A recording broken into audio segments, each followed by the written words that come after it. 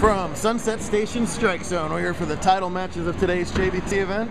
The final regular season Mojave event, and lots to talk about here as people are vying for position in tomorrow's invitational, trying to earn that top 5 bye, trying to get into the top 20 to qualify for the TPC back here at Strike Zone at the end of July, trying to get into the invitational in some cases, and most importantly, trying to capture today's JBT title.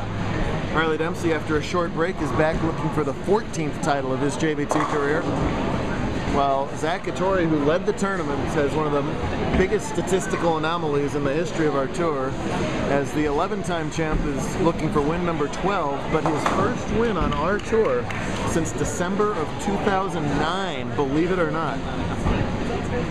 He's got plenty of top 5s, oodles of scholarship prizes, but hasn't, for whatever reason, broken through for that win on our regular tour. So two veterans gonna go at it here. Someone's gonna win another title, and Riley throws it directly into the soup there. For a pretty ugly open frame there in the second. Riley struck in the first. Meanwhile, Hattori spared in the first.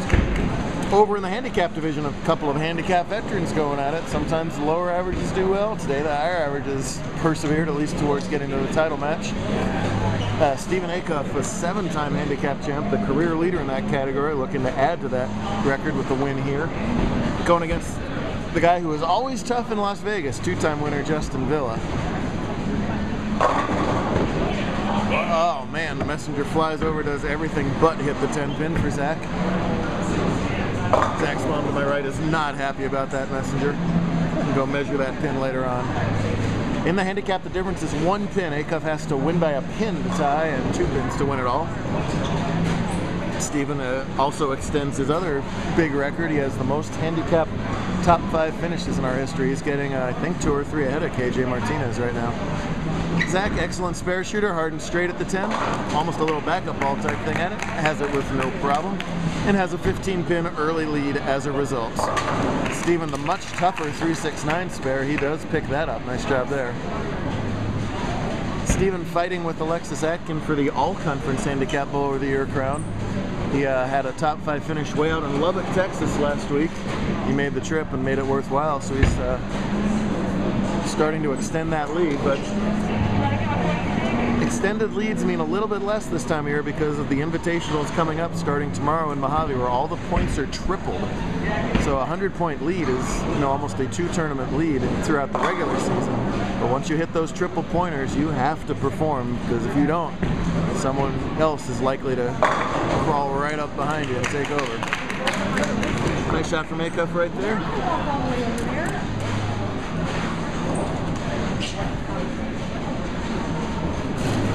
Hattori Brainwell broke up that 310, only leaves a 3, a simple spare for him.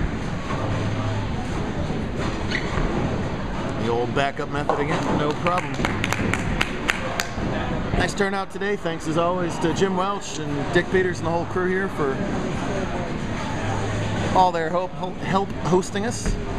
Villa does that hard and straight shot. He's done that since he was a little kid. I was a bigger kid. When that shot is available, it's his bread and butter game.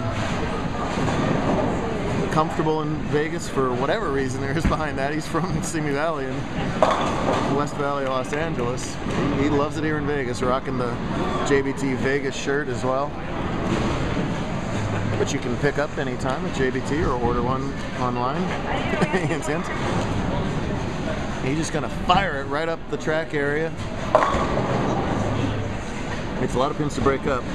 As Riley resets the rack, he said the rack was a little off on 69. You can see it, though the 1, 2, and 4 each appear to be a little off spot on many of the racks. Those are crucial pins as far as carrying pocket hits. Here's a early frame crucial shot coming up here. You see it's even worse that time. The 2 and 4 are pretty widely separated. Villa qualified first today at only plus 41. Plus 41 some days won't even make the cut. That gives you some indication of just how challenging the lanes were today. We bowled on the WTB as our set falls apart off to the left. Bowled on the WTBA Stockholm pattern, a very short pattern. cheetah-esque, but a little bit flatter than cheetah too. So the bowlers have to have a break point to the far right of the lane.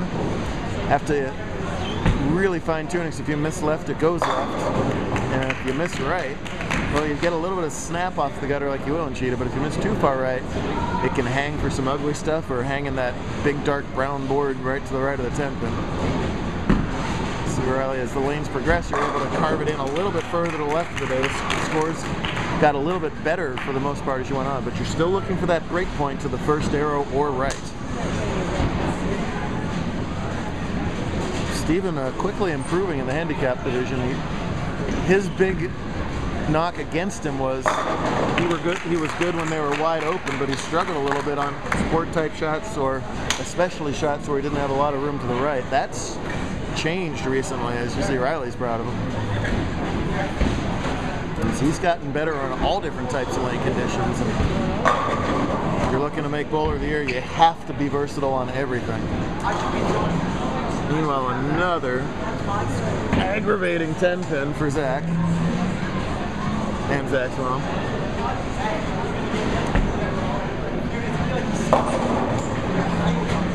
Villa crashes through the head pin again, leaves only the 7. Zack, your tournament leader today in scratch at plus 230, did most of his damage in the semifinals, shooting about 690 or so for his 3 games. Hang on up. This time the backup ball backed up off the lane and gives an open frame back to Riley. And his lead shrinks. His lead shrinks to negative something. Let me see it. His lead shrinks to -7. It's Riley with the 7-pin lead now.